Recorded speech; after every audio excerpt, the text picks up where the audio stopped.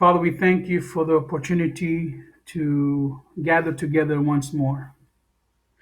पिता फिर से एक बार एक साथ यहाँ पर जमा होकर आराधना करने का अवसर जो आपने दिया है उसके लिए हम आपको धन्यवाद कहते हैं। Thank you, Father, that you have made us clean through your word that we have sung. और पिता हम धन्यवाद करते हैं आपने हमको शुद्ध किया है आपके उस वचन के द्वारा जिसे हमने गाया है आज। Lord, we just ask you that you open up our hearts and our minds to receive today what you have prepared for us. और पिता हम आपसे आज प्रार्थना करते हैं कि जो कुछ भी आज आपने हमारे लिए तैयार किया है वो अपने हृदय में ग्रहण करने के लिए आप हमारे हृदय की तैयारी कीजिए। We ask you these things in Jesus' name. और यह प्रार्थना हम यीशु मसीह के नाम से करते हैं। Well, welcome once more, everybody, and we are continuing with our study on the topic, Are you playing for the wrong team?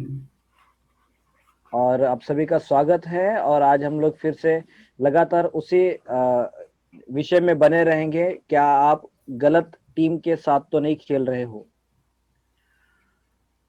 We spoke last week about this topic and we understood that no matter what we do in life, we are always playing. और पिछले सप्ताह से हमने इस विषय पर शुरुआत किया है सिखाने के लिए। और पिछले सप्ताह हमने पढ़ाई की थी कि हम लोग खेलते हैं किसी न किसी एक टीम के लिए। No matter what you're doing, you are either playing for God or against God. तो आप क्या करते हो? एक तो आप हो सकता है कि आप परमेश्वर के लिए खेलते हो या फिर परमेश्वर के विरोध में खेलते हो। We have to be careful that we choose the right team and we make sure that our efforts are going in the right direction. तो हमें बहुत ही सुनिश्चित हो जाना है कि हम एक सही टीम का चुनाव करते हैं और हमारे जो सामर्थ्य जो कार्य हम करते हैं वो सही कार्य में उसका योगदान हो। We also understood that our words are important and our silence is also important. और हमने यह सुना था कि हमारे शब्द महत्वपूर्ण हैं और उसके साथ-साथ हमारा शांत रहना वह भी ज़्यादा महत्व रखता है। The Bible very clearly tells us that either you are for Jesus or you are against it. There is no middle ground. और बाइबल बहुत स्पष्ट रूप से बताते हैं, एक तो हो सकता है कि आप यीशु मसीह के साथ हैं या फिर उसके विरोध में हैं। इस दो में से किसी एक जगह पर हो सकते हो, वहाँ पर कोई बीच की जगह नहीं है जहाँ पर आप हो। So we have to be very careful what we are doing with our lives because we are either building towards the kingdom of God or we are building against it. तो मुझे बहुत स्पष्ट रूप से आज बोलने दो, मतलब ताकि हम लोग समझ पाए कि क्या हम परमेश्वर के विरोध में कोई काम कर रहे हैं या फिर किसी चीज को बना रहे हैं या फिर परमेश्वर के लिए परमेश्वर के साथ होकर के हम बनाते हैं। And the worst thing that can happen to you is when you think you are doing something for God, but you're actually against His plan. और सबसे ज्यादा भयानक चीज या बुरी बात यह है कि जब आप सोचते हो कि आप कुछ परमेश्वर के लिए कर रहे हो लेकिन आप उसके अगेंस्ट में कर रहे होते हो वह बात। The Bible warns us about the end times when this will happen. और बाइबल कहती है कि अंत के दिनों में इस प्रकार की बातें होगी। Bible says that people will take you to the courts and will even kill you thinking they are doing God's work. और बाइबल कहती है कि अंत के दिनों में ऐसा होगा कि लोग तुमको न्यायालयों में लेकर जाएंगे और अंत के दिनों में ऐसा भी होगा कि वो आपको मार भी डालेंगे। And they will think they are doing God's work. और वे सोचेंगे कि वे परमेश्वर का कार्य कर रहे हैं।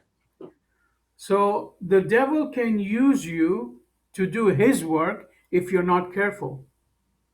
तो शैतान आपको उसके काम करने के लिए इस्तेमाल कर सकता है अगर आप परमेश्वर के कार्यों में सतर्क रूप से ना काम करें तो। Now let us look today at some verses in the Bible where we see this happening.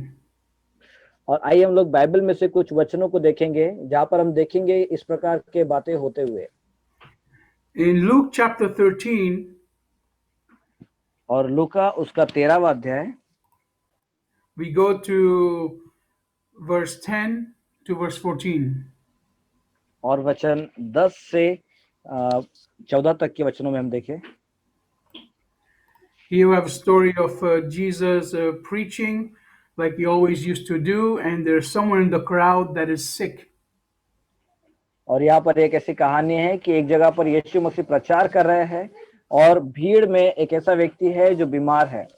Now, while he's preaching, there are those that are not believers, and there are also the Jewish people that are also the priests.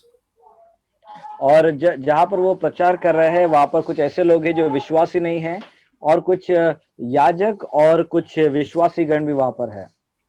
So let's read. It says, He was teaching in one of the synagogues on the Sabbath, and behold, there was a woman which had a spirit of infirmity 18 years, and was bowed together, and could in no wise lift up herself. सप्त के दिन वह एक आराधनालय में उपदेश कर रहा था। वह एक स्त्री थी जिसे 18 वर्ष से एक दुर्बल करने वाली दुष्ट आत्मा लगी थी और वह कुबड़ी हो गई थी और किसी रीति से सीधी नहीं हो सकती थी। And when Jesus saw her, he called her to him and said unto her, Woman, thou art loosed from thine infirmity. And he laid his hands on her, and immediately she was made straight and glorified God. यीशु ने उसे देखकर बुलाया और कहा, हे नारी, तू अपने दुर्बलता से छूट गई। तब उसने उस पर हाथ रखे और वह तुरंत सीधी हो गई और परमेश्वर की बढ़ाई करने लगी।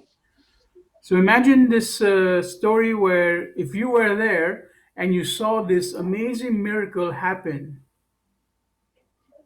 आप अपने विचार कीजिए, सोचिए कि आप भी वहां पर थे और आपके सामने यह अद्भुत चमत्कार होते हुए आपने देखा है। and you probably knew this woman. For 18 years she had been sick and she couldn't walk straight. और आपने देखा होगा कि यह 18 वर्ष से यह स्त्री है जो बीमार थी, कुबड़ी थी और सीधी होकर कभी चल नहीं पाती थी। We don't know anything else about this woman. We don't know if she was rich or she was poor, if she was nice or not nice. और हमें उसके विषय में और कुछ नहीं मालूम कि वह अमीर थी या गरीब थी, वो अच्छी थी या बुरी थी, हमें उसके बारे में नहीं मालूम है। All we know is that she had been suffering for 18 years. लेकिन हमको सिर्फ इतना मालूम है कि 18 वर्ष से वह बीमार थी। And so Jesus heals her, and then this woman starts to praise God. तो यीशु मसीह जो है उसको चंगाई देते हैं और वह परमेश्वर की बड़ाई करने लगती है। If you and I were there, probably we would also start praising God and thanking Him for this miracle. और यदि आप और मैं होते थे तो हम लोग परमेश्वर के उस चमत्कार के लिए उसको धन्यवाद कहते थे। But let's look now at what the religious people did, what the leaders of the synagogue did.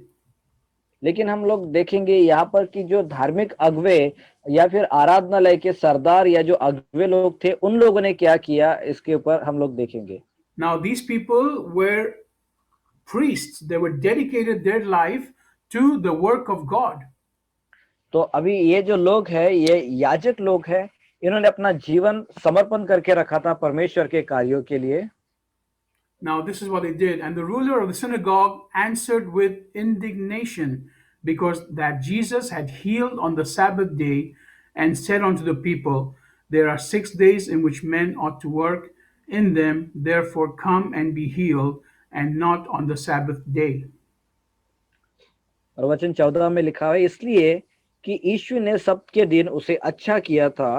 आराधनालय का सरदार ऋषि आकर लोगों से कहने लगा, 6 दिन है जिनमें काम करना चाहिए, अतः उन्हीं दिनों में आकर चंगे हो, परंतु सब्त के दिन में नहीं। So we saw here that these so-called men of God were actually angry because because Jesus healed someone. और यहाँ पर हम देखते हैं जो नामधारी ऐसे लोग हैं जो परमेश्वर के बुलाए हुए लोग जाने जाते हैं, वे परमेश्वर के कार्यों को देखकर या चमत्कार यीशु मसीह ने जो कार्य किया उसे देख करके वह बहुत ही क्रोधित हो रहे हैं। They told this woman, if you want to get healed, Come back after a week. Don't come now because it is the day of the Sabbath, and according to our traditions, we cannot do any work on this day. तो वे क्रोध में आकर इस प्रकार से बोलते हैं कि 6 दिन हैं जिनमें काम करना चाहिए, अतः उन्हीं दिन में आकर तुम चंगे हो जाओ, लेकिन हमारी परंपरा है कि सप्त के दिन में हम चंगाई नहीं पाते। So instead of rejoicing and being happy for this woman that had been set free from this sickness, they complained because what Jesus did was against their traditions. तो इसके बजाय कि वे भी उस स्त्री के साथ आनंदित हो जाए, खुश हो जाए उस चमत्कार के लिए जो उसके जीवन में हुआ, जो चंगाई उसको मिली, वे खुश होने के बदले वे क्रोधित हो गए यीशु मसीह के ऊपर में कि उन्होंने जो है उनकी परंपरा के विरोध में कोई काम किया इसको देखकर। They were not against the miracle, they were against the fact that Jesus did not do it according to their traditions. तो वे उस चमत्कार के विरोध में क्रोधी नहीं थे, लेकिन उनका क्रोध यीशु मसीह के उस कार्य पर था जो उसने उनकी परंपरा के विरोध में किया था। In the same way, when you go into a church service and some things are done differently, do you focus on what is done differently or do you focus on what God is doing? तो कभी-कभी आप जब church में जाते हो और आप देखते हो कि कोई चीज को किसी दूसरे ही तरीके से होते हुए, तब आपका ध्यान उस जो नया तरीके से कुछ काम हुआ उसकी ओर जाता है, या उसकी ओर जाता है कि परमेश्वर क्या कार्य कर रहा है, ये देखते हो आप। If you focus only on the traditions and the way things are done, you will not be able to worship and glorify God like this woman did. यदि आप परंपराओं पर अगर ध्यान दोगे, तो आप परमेश्वर की आराधना नहीं कर पाओगे जिस प्रकार से इन लोगों ने किया था। And when you have that attitude, you not only stop yourself from receiving from God, but you stop others around you also from receiving. और अगर आपका इसी प्रकार का बर्ताव रहेगा, तो आप जो है आप परमेश्वर से कुछ नहीं प्राप्त करोगे, लेकिन जो प्राप्त करने वाले लोग हैं उनको भी परमेश्वर से कुछ प्राप्त करने से आप रोक दोगे। Now let's go to Luke chapter 15, आइए अभी हम देखेंगे लूका उसका 15वां अध्याय verse 25 to 28. वचन 25 से 28 तक। Here we see the story of the prodigal son. और यहाँ पर हम एक उड़ाऊ पुत्र के दृष्टांत को देखते हैं। You all know the story where one of the sons wants all his inheritance, and he says, "Father, give it to me now," and he takes it and he goes to the world. और यहाँ पर हम लोग एक कहानी पढ़ते हैं जहाँ पर दो पुत्र है, और उसमें से एक पुत्र जो है अपने पिता से अपनी धन संपत्ति मांगता है और वह लेकर के संसार में जाकर उसको उड़ा देता है। And then he wastes all his money in the wrong things, and he comes back repented. और उसके बाद वो अपना संपूर्ण धन जो है वह कुकर्म में उड़ा देता है, और वो फिर पश्चाताप करते हुए अपने पिता के पास वापस आता है। And he tells his father, I've wasted all my inheritance. Keep me at least as a slave in your house. और उसके बाद वह अपने पिता के पास जो है आकर के बोलता है कि मैंने जो भी आपने मुझे दिया था वो धन संपत्ति को कुकर्म में उड़ा दिया है, मुझे एक अपने सेवक के समान आपके पास रखो और काम दे दो करके वो अपने पिता से कहता है। Now, how would you feel if your son came back, or someone that had left came back and was repented of their sins? और आपका बर्ताव किस प्रकार से होगा अगर मानो आपका बेटा आपके पास पश्चाताप करके आकर के इस प्रकार से आपसे ही पूछे तो। So we see here that the father was happy, but then we see in the story that this man had a brother. और हम देखते हैं कि उसका पिता यह देखकर खुश था उसके बेटे को वापस पाकर, लेकिन उसके बाद हम देखते हैं उसके भाई के बारे में कि उसका भाई का बर्ताव कैसा था। And we read in verse 25, now his elder son was in the field, and as he came and drew nigh to the house, he heard music and dancing. And he called one of the servants and asked what these things meant. And he said unto him, thy brother is come, and thy father hath killed the fatted calf, because he had received him safe and sound. वचन verse 15 से आगे। 25 to 27. पर, परंतु उसका जेठा पुत्र खेत में था। जब वह आते हुए घर के निकट पहुंचा तो उसने गाने बजाने और नाचने का शब्द सुना। अतः उसने एक दास को बुलाकर पूछा, यह क्या हो रहा है? उसने उससे कहा, तेरा भाई आया है और तेरे पिता ने पला हुआ बछड़ा कटवाया, इसलिए कि उसे भला चंगा पाया है। And then verse 28, we see the brother's reaction. He says, and he was angry and would not go in. Therefore came his father out and entreated him.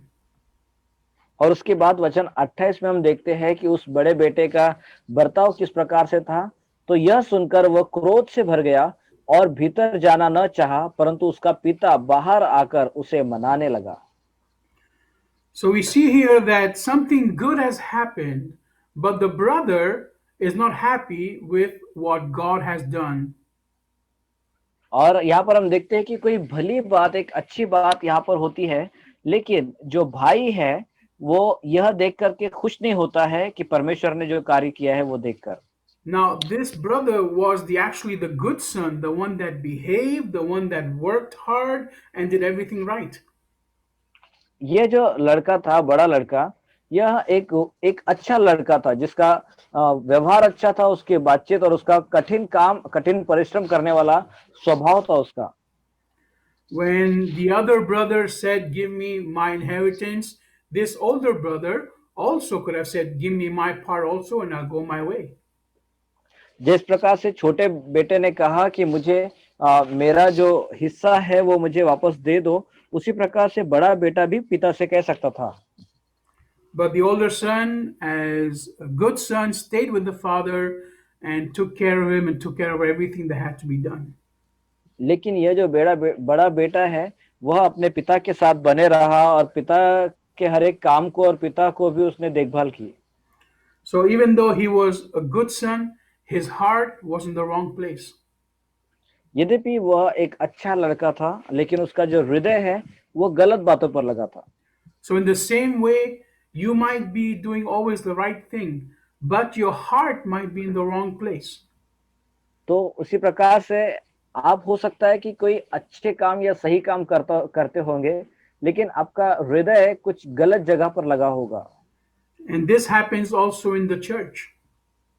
और यह बात कलीसिया के अंदर भी होती है। Maybe you're someone that has been faithful from the very beginning in the church and faithful to Christ. हो सकता है कि आप जो है बहुत ही विश्वास योग्य हो कलीसिया के अंदर शुरुआत से लेकर के, And there's another brother or somebody else who has not been faithful, who has played around. और हो सकता है कि वहां पर और एक भाई है जो इधर उधर की बातें खेलता है या कुछ काम करता है और वो विश्वास योग्यता से काम नहीं करता, And he has not been a good person. तो वह जो है एक अच्छा व्यक्ति नहीं है। But then he returns and then God completely accepts him. लेकिन उसके बाद वह वापस आता है और परमेश्वर उसको पूरी रीति से क्षमा कर देता है और स्वीकार कर लेता है। Not only does he accept him, but he throws a party for him. Sorry Not only accepts him, but he throws a party and there's rejoicing for this one that repents. और वो उसको स्वीकार करता है इसीलिए क्योंकि उसने जो कार्य किया है पश्चाताप का वह देखकर। So, how do you feel when that happens? Do you feel jealous because you were not accepted the same way as this person that left and came back? तो यह देखकर आपको कैसा महसूस होता है? क्या आप जलन महसूस करते हो कि यह व्यक्ति फिर से क्यों वापस आ गया, यह देख करके? Do you focus on what you have or what you don't have, or do you focus on what God is doing in someone's life? क्या आपका ध्यान इस पर तो नहीं है कि आपके पास क्या है और क्या नहीं है, या इस पर है कि परमेश्वर कौन से कार्य किसी व्यक्ति के जीवन में कर रहे हैं, यह देखकर? You see, God focuses on your repentance. God focuses on how much you understand of who He is. परमेश्वर ध्यान लगाते हैं आपके पश्चाताप के ऊपर। परमेश्वर ध्यान लगाते हैं कि इस बात पर कि आप कैसे समझते हैं और कितना समझने की कोशिश करते हैं कि परमेश्वर कौन है, यह जानने के लिए। As human beings, we look at the actions and the things we do, but God looks at the heart. मनुष्य होने के नाते हम लोगों के जो है कामों की ओर ध्यान देते हैं कि वे कैसे करते हैं, लेकिन परमेश्वर हमारे हृदय को जांचता है। So even though the older brother thought he was doing the right thing and he was always correct, his heart was in the wrong place.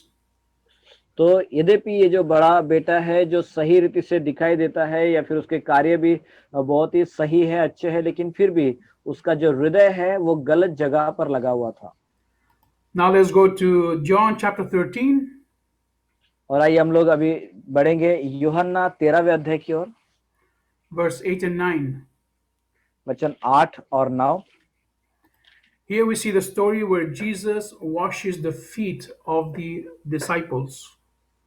यहाँ पर हम देखते हैं कहानी जहाँ पर यीशु मसीह अपने चेलों के पांव धोते हैं।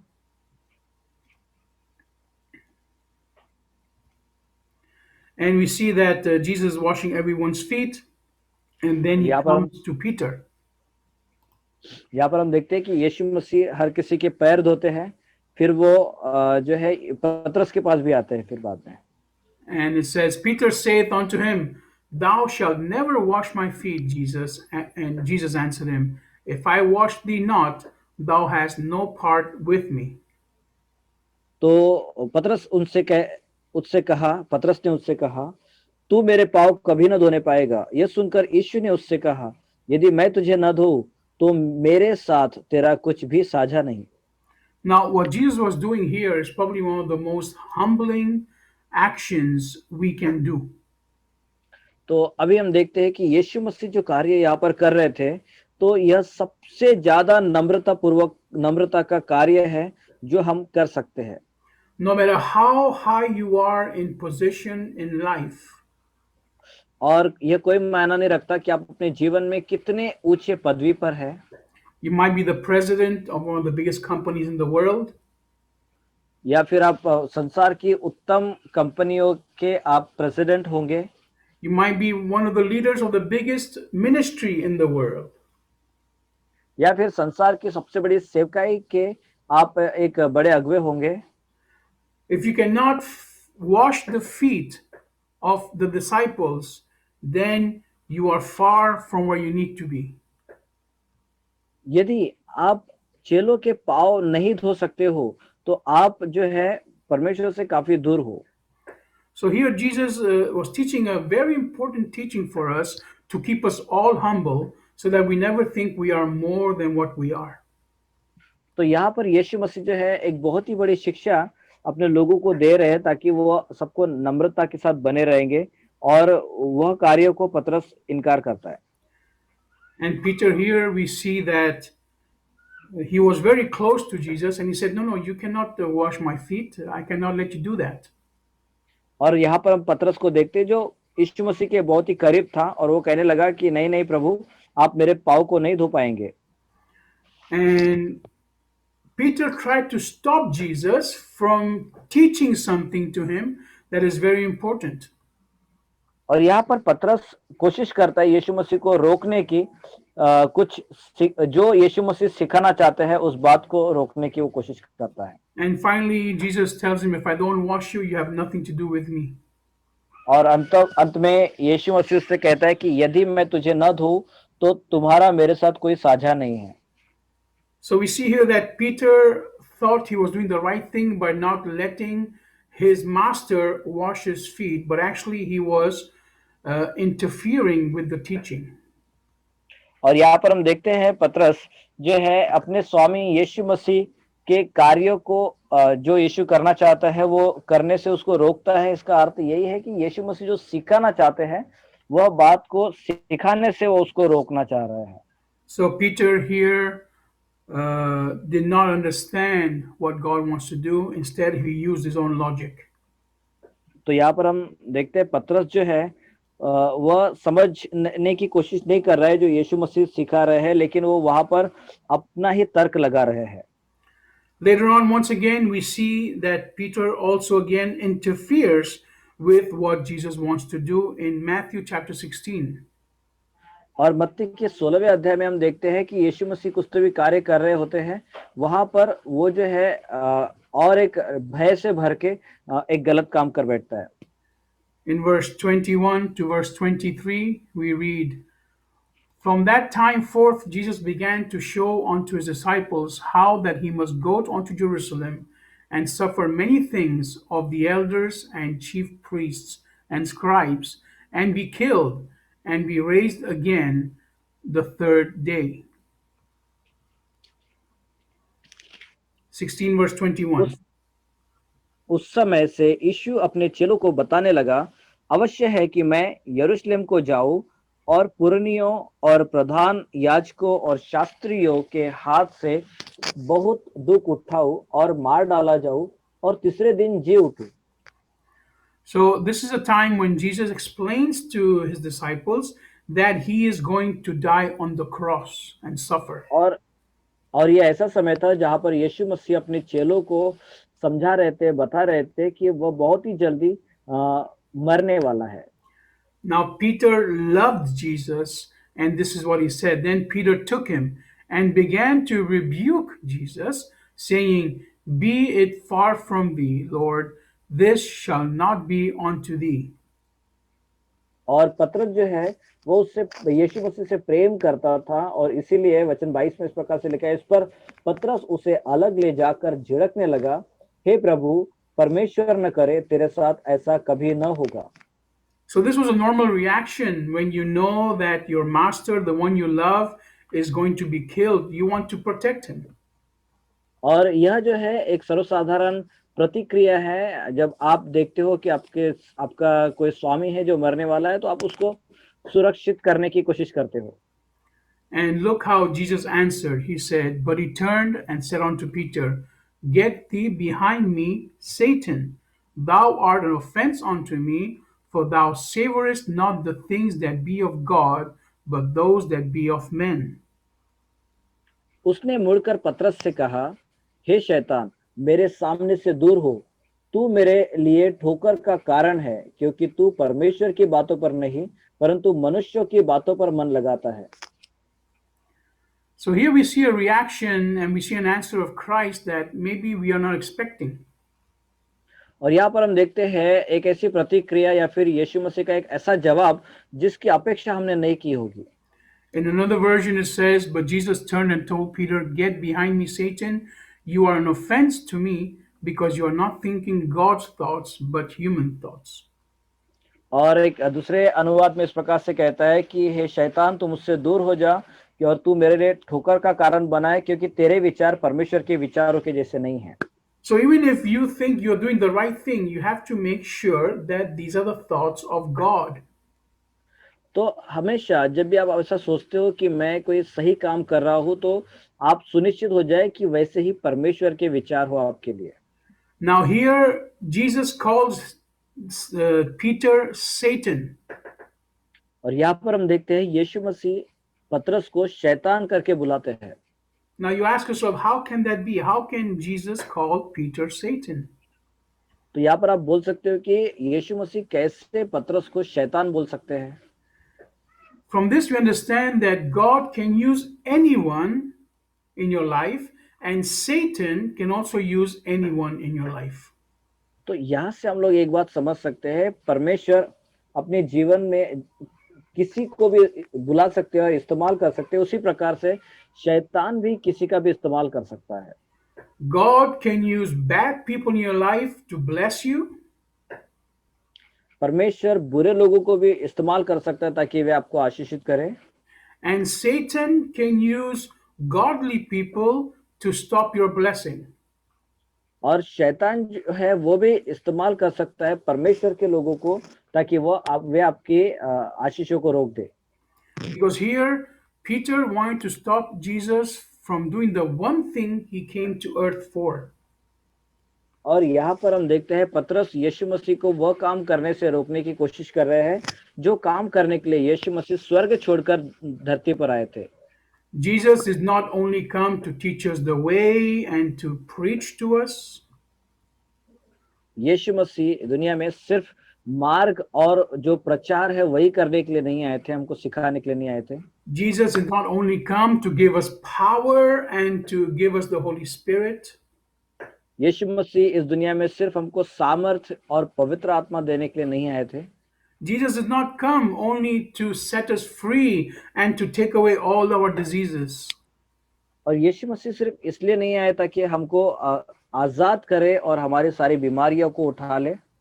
Everything Jesus said and did would have no meaning if he never went to the cross.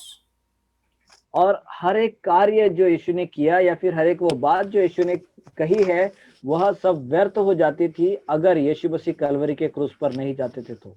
And here Satan uses, I believe, Jesus' closest friend to try to stop him from fulfilling his purpose. और यहाँ पर हम देखते हैं कि शैतान, मैं विश्वास करता हूँ, एक यीशु मसीह के बहुत ही नजदीकी मित्र पतरस जो है उसका इस्तेमाल कर रहे हैं ताकि यीशु मसीह जो महान कार्य करने के लिए आए थे वो करने से उनको रोक सके। I think Peter was one of the first ones that Jesus called to follow him. और पतरस जो है वह एक पहले चेलों में से ऐसा एक है जिसे यीशु मसीह ने बुलाया था उसके पीछे होने के लिए। Peter is the one that had blind faith and stepped on the water and walked on water. और पतरस एक ऐसा व्यक्ति है जिसके पास एकदम अंधा विश्वास था और उसने जैसे उसने पानी पर अपना पैर रख के उसके ऊपर चला है वो। Peter is the one that was willing to die for Jesus and to kill for Jesus. और पतरस एक ऐसा व्यक्ति था जो यीशु मसीह के लिए मरने के लिए भी तैयार था और किसी को मारने के लिए भी तैयार था। And he is the one that is used by Satan to try to stop Jesus from fulfilling his purpose. और यही एक ऐसा व्यक्ति बना जिससे शैतान ने उसके मन में काम किया ताकि वह यीशु मसीह के उद्देश्य को अपूर्ण रख के उसका इस्तेमाल करे। Now let us go to our last example for today, which is Job chapter 2. और आइए हम लोग आज के अंतिम उदाहरण की ओर जाएंगे जो अय्यूब की पुस्तक में है, अध्याय 2। Now you all know the story of Job, where he was a very rich man. और आप सभी जानते होंगे अय्यूब के बारे में कि वह एक बहुत ही धनी व्यक्ति था। He had everything he could ever think or imagine to have. और उसके पास हर एक वो चीजें थी जो आप सोचते होंगे या फिर आपने विचार किया होगा कि आपके पास हो। And he was a God-fearing man. और वह परमेश्वर का भय मानने वाला व्यक्ति था। He was constantly praying for him and for his children. और वह जो है लगातार अपने आप के लिए और अपने बच्चों के लिए प्रार्थना करने वाला व्यक्ति था। And then Satan comes along and tells God, well, he only worships you because he has all this riches and all this prosperity. और शैतान आकर उसके पास बोलता है कि वो आपकी परमेश्वर के पास आकर के बोलता है वो आपकी आराधना इसलिए करता है क्योंकि आपने सारा धन और सारी संपन्नता उसको दे दी है। So God says, okay, take everything away, but don't take away his life. तो परमेश्वर कहते हैं कि ठीक है तुम उससे सब कुछ ले लो लेकिन सिर्फ उसका प्राण मत लेना।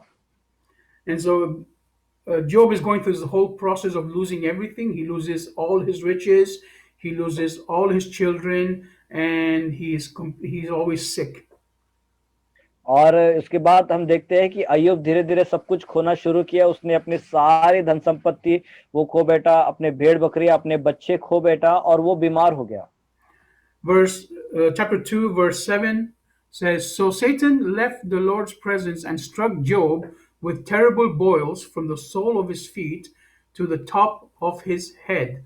Job took a broken piece of pottery to scrape himself while sitting among the ashes. Then his wife told him, do you remain firm in your integrity? Curse God and die. But he replied to her, you are talking like foolish women do. Are we to accept what is good from God, but not tragedy? Throughout all of this, Job did not sin by what he said. वचन 7 से आगे हम पढ़ते हैं। तब शैतान यहोवा के सामने से निकला और अय्यूब को पाँव के तलवे से ले सिर की चोटी तक बड़े बड़े फोड़ों से पीड़ित किया। तब अय्यूब खुजलाने के लिए एक ठीकरा लेकर राख पर बैठ गया, तब उसकी स्त्री उससे कहने लगी, क्या तू अब भी अपनी खराई पर बना है? परमेश्वर की निंदा कर और चाहे मर जाए तो मर जा। उसने उससे कहा, तू एक मूढ़ स्त्री की सी बातें करती है। क्या हम जो परमेश्वर के हाथ से सुख लेते हैं दुख न ले? इस इन सब बातों में भी अय्यूब ने अपने मुंह से कोई पाप नहीं किया। So we see here that Job loses everything and he only has his wife left as his companion. और यहाँ पर हम देखते हैं अय्यूब सब कुछ खो बैठा, सिर्फ उसके साथी, उसकी पत्नी उसके साथ छूट गई थी। And here, very clearly, Satan uses his wife to try to stop Job from fulfilling his purpose. और यहाँ पर हम देखते हैं शैतान उसकी पत्नी का इस्तेमाल करते हैं ताकि अय्यूब जो है अपने उद्देश्य में हार जाए। Now, she was also probably pretty sad and pretty angry because she also lost everything. और क्योंकि वह भी बहुत ही निराश थी और क्रोधित थी, क्योंकि उसने भी सब कुछ खो बैठी थी। We have to understand that the children that Job lost were also the children of his wife. और हमको समझना है कि जो बच्चे जो अय्यूब ने खोए हैं वो उसकी पत्नी के भी बच्चे थे। So, whatever Job suffered, his wife also suffered. तो जितना दुख अय्यूब ने सहा है उतना उसके पत्नी ने भी सहा है। And then, of course, one would think, well, maybe, she, out of anger, she spoke these things. और फिर ये सब देख करके हो सकता है कि क्रोध में आकर उसने ये सब बातें बोली है। We have to not judge her very quickly because if you and I suffered these things, we would probably do the same. और हमें जो है बहुत ही आसानी से किसी का न्याय नहीं कर देना चाहिए, क्योंकि यदि आप और मैं भी अगर इस प्रकार की अवस्थाओं से जाएंगे तो शायद हम लोग भी इस प्रकार से काम कर सकते हैं। You must have heard of many people in your life that were followers of Jesus Christ, and because of one tragedy in their life, they leave Jesus. और हो सकता है आपने भी अपने जीवन में या फिर आपके नजर में भी कोई ऐसे लोग होंगे जो आपने देखा हो कि वो पहले बहुत अच्छे मसीह के पीछे चलने वाले विश्वासी थे, लेकिन उनके जीवन में कोई घटना घटी और उसके कारण वो पीछे हट गए और मसीह से अलग हो गए। There are some things that God allows in our life that we don't understand, and this is what was happening to Job's wife. और हमारे जीवन में कुछ ऐसी बातें भी होती है जो हम लोग नहीं समझ पाते हैं, और इसी प्रकार जो परमेश्वर करते हैं और हम नहीं समझ पाते, और इसी प्रकार की बात अय्यूब की पत्नी के जीवन में भी हुआ है। But Job understood that God is who he is, and we have to learn to accept the good things and the bad things from God. और यहाँ पर अय्यूब जो है समझता है कि परमेश्वर जो है वो ही सब कुछ करने वाला है, और वो अगर हमको दुख भी देता है तो हमको उसको ले लेना चाहिए, और हमें परमेश्वर को समझने की आवश्यकता है। We have to understand when God gives us good things and when God takes away things from us which we think are also good for us. और हमें समझना है कि जब परमेश्वर कुछ देता है तो ये भली बात है, लेकिन जब परमेश्वर हमसे वो सब चीजों को ले भी लेता है तो यह भी भली बात है, ये हमको समझने की आवश्यकता है। Everything God allows in our lives is only for our good. तो हर एक कार्य जो परमेश्वर हमारे जीवन में अनुमति देते हैं करने के लिए, तो ये सब भलाई के लिए ही होता है। So we have seen different stories here where different people in our lives, different people in their lives, were actually playing for the wrong team at a certain moment. तो यहाँ पर हम देखते हैं अलग अलग लोगों को कि जो किसी अलग अलग क्षणों में या फिर समयों में वह शैतान के लिए भी काम कर रहे होते हैं। And these were all people that were of the Lord or thinking they were doing God's work. तो ये सब वही लोग हैं जो सोचते थे कि वो कार्य परमेश्वर का है जो कर रहे हैं। Now, does that mean that they're all very bad people and they deserve hell? तो क्या इसका अर्थ यह है कि वे बहुत ही बुरे लोग हैं और वो दंड में जो है वो नरक के योग्य है? No, we have to understand that there were people that thought they were doing the right thing, but were actually just working out of emotions. और हमें समझना है कि वे जो काम वो कर रहे थे वो बुरे हैं ऐसा नहीं है, लेकिन वो इसलिए क्योंकि उन्होंने किसी बात पर अपनी प्रतिक्रिया भावनात्मक रूप से दी, इसलिए उनके काम बुरे हैं। or because there was something changing in their life that they did not understand or want to understand. और उनके जीवन में किसी प्रकार का बदलाव आने के बाद उन्होंने जो है उस चीज को समझने की कोशिश नहीं की, या फिर वे समझ नहीं पाए। So, when the woman was healed in the synagogue, we saw that the religious leaders were playing for the wrong team at that moment. और जब हम देखते हैं कि वह स्त्री उस आराधनालय में चंगी हो गई, तो वहां के जो अगुवे हैं और जो याजक लोग हैं, उन्होंने जो है एक गलत टीम के लिए खेल खेला। And when we saw the story of the prodigal son, even though the older son did everything right, at one moment he was playing for the wrong team. और हम देखते हैं उस उड़ाऊ पुत्र का जो बड़ा भाई है, जब उसका छोटा भाई जब वापस आ गया, तो वो बड़ा भाई जो है हर काम में अच्छा था, लेकिन जब उसके भाई को वापस आते देखकर उसने जो है गलत टीम के लिए खेल खेला। And we saw also Peter, who was also a follower, a true follower of Jesus Christ. We saw that he tried to stop Christ from washing his feet, and he tried to stop Christ from going to the cross, also playing for the wrong team at that moment.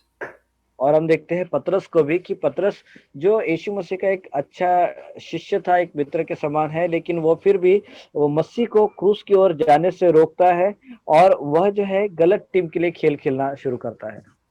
And we see also in Job's life that his wife, which was his only companion left, worked for the wrong team at that very moment.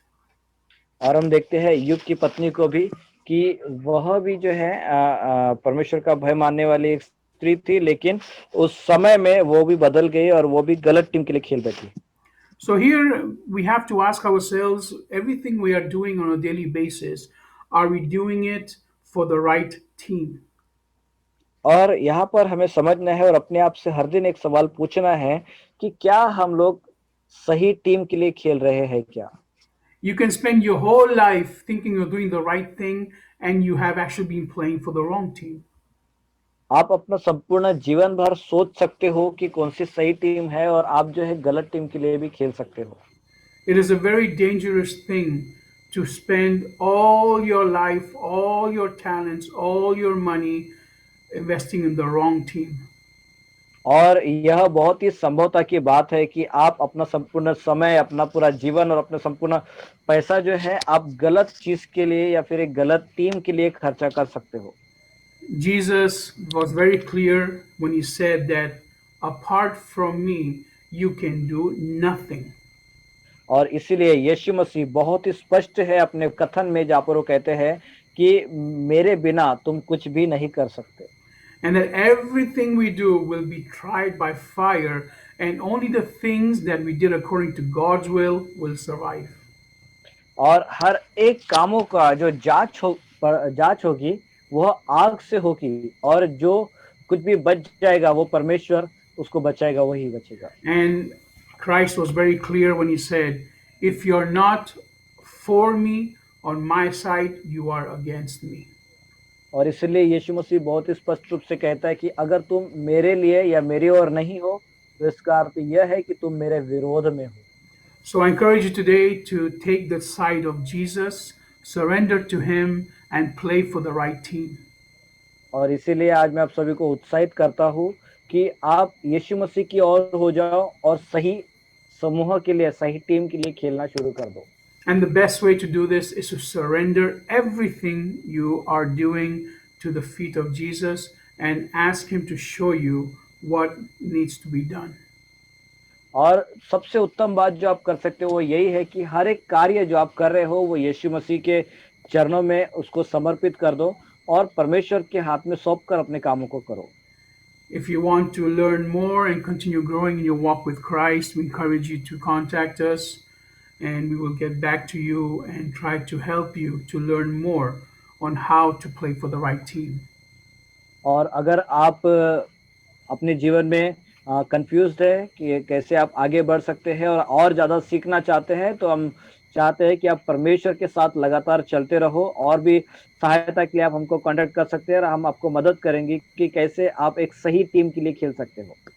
God bless you. Have a victorious week, and we will see you next week by the grace of God. और परमेश्वर आप सभी को आशीष दे, होने पाए आपका एक सप्ताह विजय का सप्ताह हो, और हम लोग परमेश्वर के अनुग्रह के द्वारा अगले सप्ताह फिर से मिलेंगे।